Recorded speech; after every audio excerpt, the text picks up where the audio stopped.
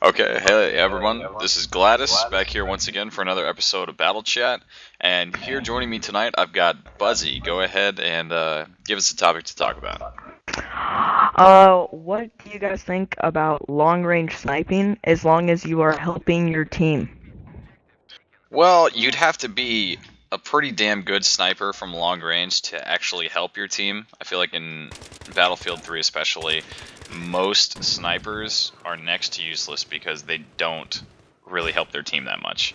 Like they're just not much of an impact because they're not as skilled to get the kills that they need, or they don't call out targets or whatever. They're not as effective as they would need to be a good sniper. I think there's just not that many of them out there that do all those things.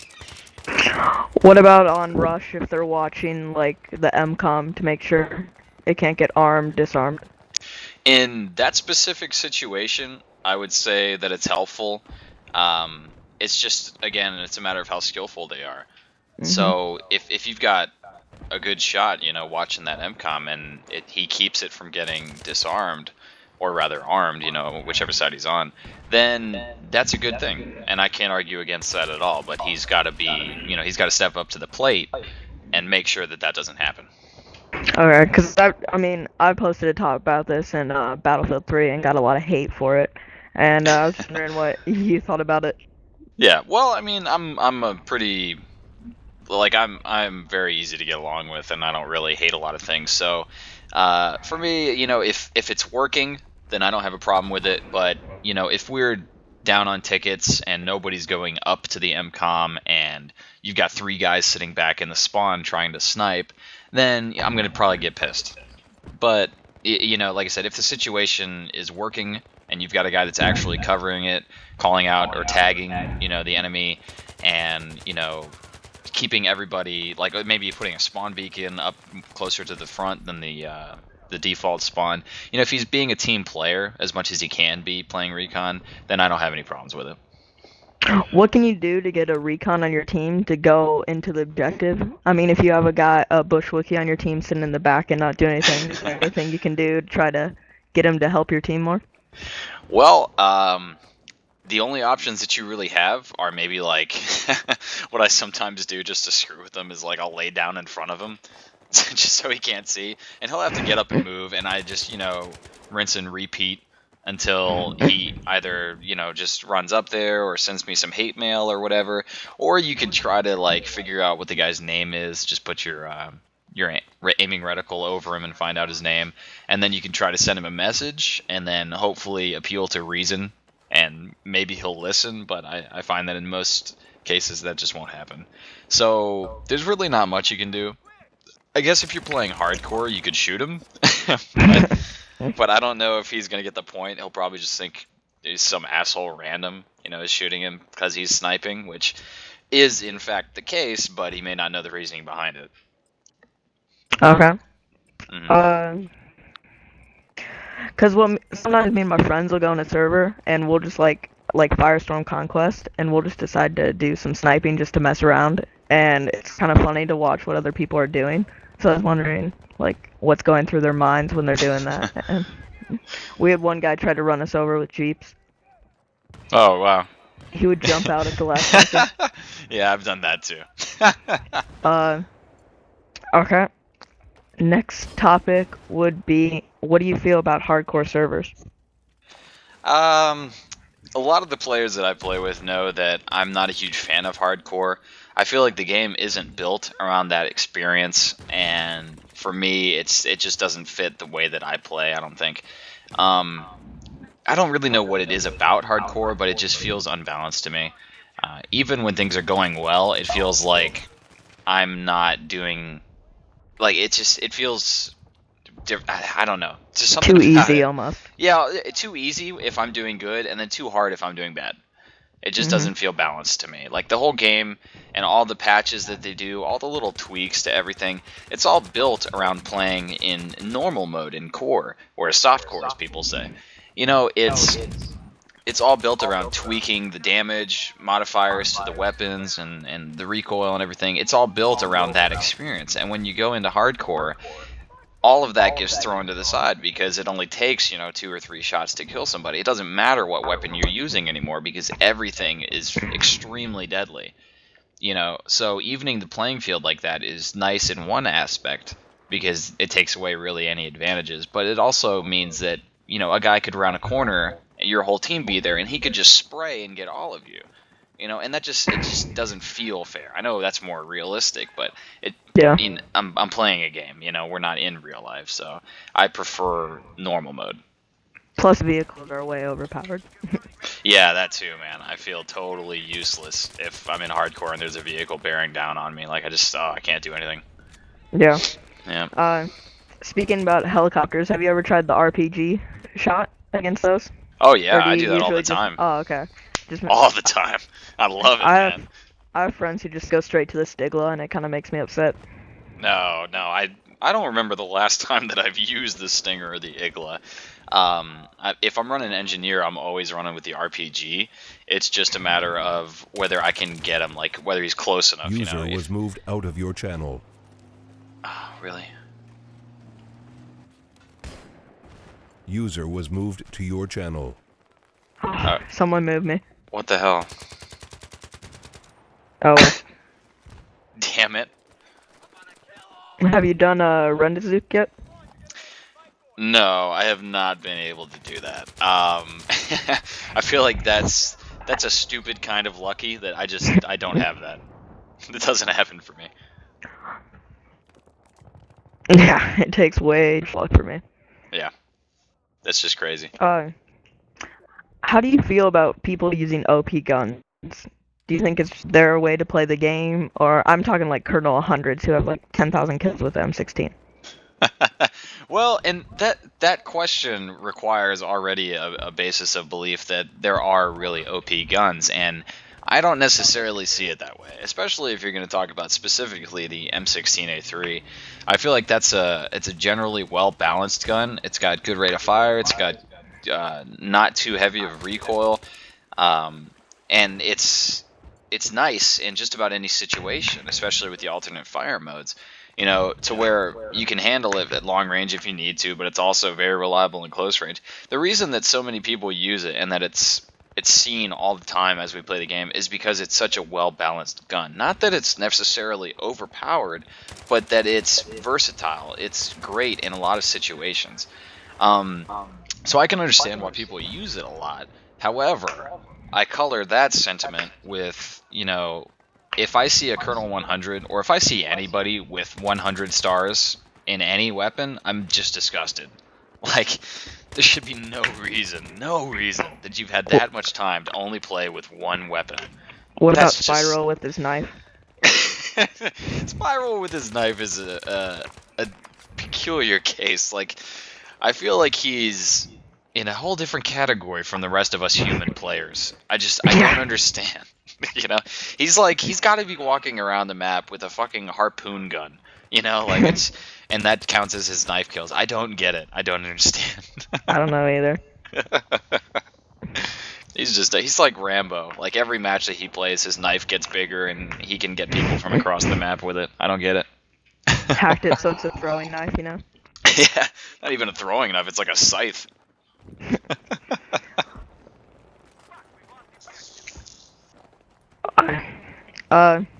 What is your favorite game mode to play on? I find myself playing Conquest most of the time, and again, a lot of people that I play with, a lot of people that know me, they'll normally see me playing that. I've been trying to get into Rush a little more frequently here in the past couple weeks and months, but mainly, if you spot me playing, I'm going to be playing Conquest, and that's either on the regular maps or close quarters, and it's called Domination there, but it's essentially just Conquest, just kind of scaled downwards. But yeah, that's mostly what I'm playing. I feel like that's again what Battlefield is built around. That's what it's meant to do, and Rush is like the secondary game mode. So to me, I just spend most of my time playing Conquest. That's what I enjoy, and I like, holding the flag areas. I feel like you've got much more of, like, how do I word it? You have greater availability to have success in Conquest, because there's the back and forth of the battle. Like, it's not somebody gets lucky and wipes the team out trying to disarm the MCOM, and then it's game over. With the flags and defending those areas, you've got time for the back and forth push that would happen, in battle, to where you get pushed back and then you fight back and push them, and the ebb and flow of battle. You know what I'm saying? Like, that's awesome to me. What are you most looking forward to in Endgame? Air superiority, dropships, or the motorbike? I would say I'm equally divided between air superiority and capture the flag, honestly. Oh. Yeah. Air superiority is going to be completely awesome. It's going to be mind-blowing. And I'm just wondering, about the balancing issues. And I've talked about this with some people, in the short time that we've had those details out, and it's been confirmed. I've talked about the air superiority and, like, how I hope that they'll balance it. Like, I hope they don't throw 8 jets on the map and 4 Z11s or little birds, and then, like, 2 attack choppers. Like, it's going to be a balancing act, trying to figure out what works, because some things are not meant for purely air combat, other than maybe the jets. That's going to be, I think, what the most advantage is going to lie in. But I'm really excited for that. And then capture the flag is going to be very interesting, because we haven't had that in Battlefield 3 at all, and it's going to be just a totally new experience, and it's coming right at the end of the DLC packs that we've had, so we've had time to adjust to everything else except this now. So that's going to be it's going to be cool, and it's going to be an interesting transition to see how they balance it out, and hopefully they don't include the vehicles in capture the flag. That's one thing I'm nervous about, because if somebody gets the flag, hops into a motorbike, and just zips off, then that's game over. I think they should allow them to ride the motorbike as long as they're not carrying the flag. But once they get the flag, then they can't get into a vehicle. Yeah, I think that'd be totally fine. Absolutely. But, like, yeah, if they grab the flag and hop onto the motorbike, that's game over, man. There's no way you're going to be able to get them. I was kind of looking forward to C4 motorbikes now. Yeah, it's going to be very cool. And I was thinking of, like, this will allow us to joust, Like, oh, geez. This could be a fuck around Friday mode, to where it's like we get the line of spectators and we've got to ride in between the 2 lines of people and then hop off the bikes and see who dies and who doesn't. No scope sniping as you ride down the bikes. Yeah. It's going to be ridiculous. Yeah. I'm excited, though. This should be a lot of fun. What do you think about the people that come into the FAFs and don't have a mic and don't follow the rules? Oh. Is there any way other than kicking them that we can try to get them to play along? It's just kind of, they just kind of ruin the game. It's honestly a really touchy subject, and this came up during the last Fuck Around Friday, because we had a lot of people that were in there that weren't following the rules. We had some people in there that know the rules, that, like, we know they know the rules, and they still weren't following them. Panther. Panther's guilty of it. A lot of people are guilty of it. I've done it once or twice. It's something that we try to minimize, but as far as the randoms go, really the only thing we can do is send them a message. I think one thing that's been slacking, and not to throw anybody under the bus or point fingers, but when we had the Fuck Around Fridays, a couple months back, in the server description they had the maps and the rules, and that was extremely handy, because even me, and I'm a regular Fuck Around Friday, I don't remember what all the maps and modes are attached to, so I've always got to check the Reddit post and try to find what map mode I'm on, or I got to ask somebody. So for the new people, they're going to be totally lost. They don't know the Reddit page, and it doesn't say the rules anywhere. So, they may just be playing and not catch on to what's going on, and they might be kicked and they'll get pissed or whatever, but they might not want to come back. The only thing that I could see doing, and what I'm an advocate of for Fuck Around Friday, is having us password it. And I know that that'll take out any chance of randoms coming in and kind of expanding what we do on Fridays, but to me it's big enough now to where it's self-sustained. Like, we've got plenty of people that know about Fuck Around Fridays and that want to get in on those games, that we can fill the server easily. We can, get our friends in there, and then the queues won't be as long. We'll have everybody playing by the rules, and we'll have a lot of fun, and it'll be a lot less stressful for the admins as well, because I know that's got to be a bitch. So it's a question of sacrifice, really. Do we want to try to include, maybe 1 or 2 randoms every week that will catch on, and then maybe they'll become regulars down the road? We may catch 1 or 2 of those, each week, or maybe even none. We may catch 1 or 2 a month. And it's a question of, do we want to keep our doors open during Fuck Around Friday and try to include everyone that we can, or do we shut the doors and get the most that we can with all of our friends out of Fuck Around Friday? And that's a question that it's not going to come down to one person. I think that's really a community question that we've got to put through. But ultimately, I guess it's up to the server owner. So that's where I stand on it. Is I'm definitely pro password. I think that, like I said, it's self-sustaining. We've got enough players that know the rules and that want to get in on it that we can easily get in there and have a great time and not have to worry about the admin sending everybody messages or kicking everybody.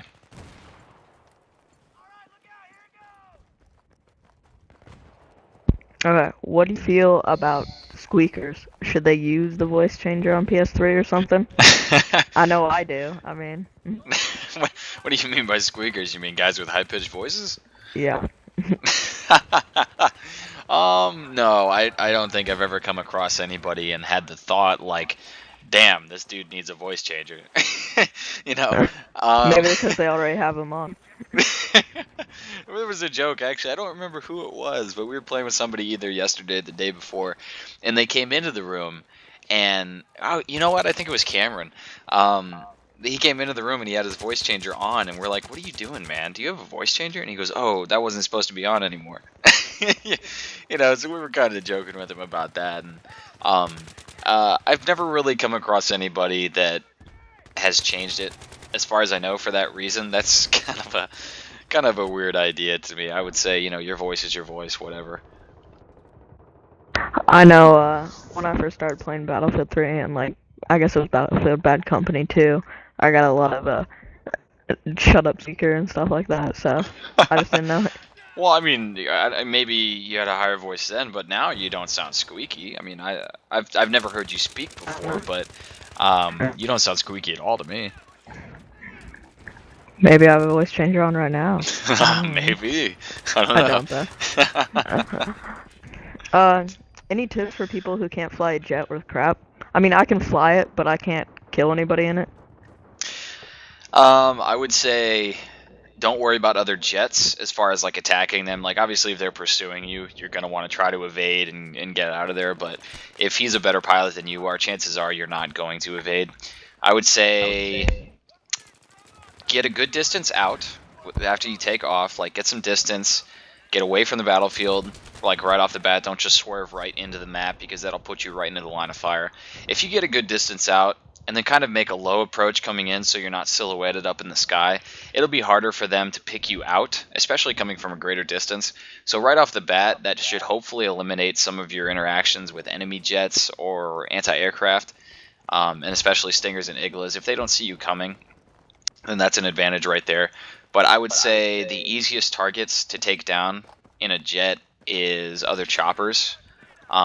Like the attack chopper mainly, because it's slow, it's not very maneuverable. So if you can line it up from a pretty good distance and get your gunfire on it, chances are at the least you'll be able to disable it.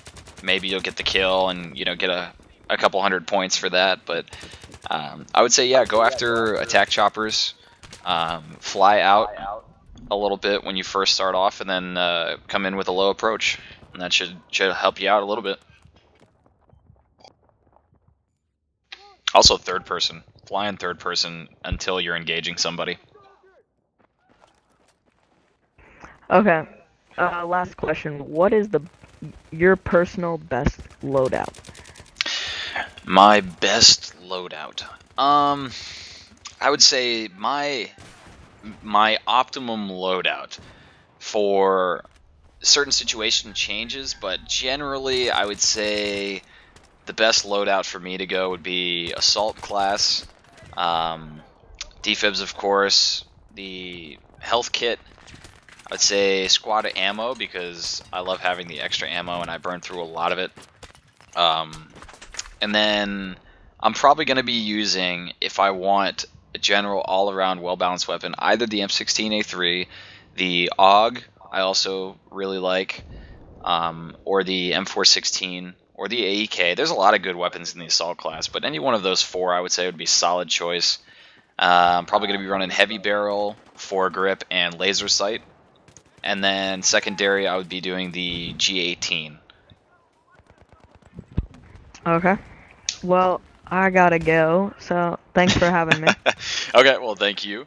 And then everybody, make sure you hit the subscribe button on the YouTube, add us on Facebook, and thanks for watching. Thanks for sticking with us, and take care. We'll see you on the battlefield.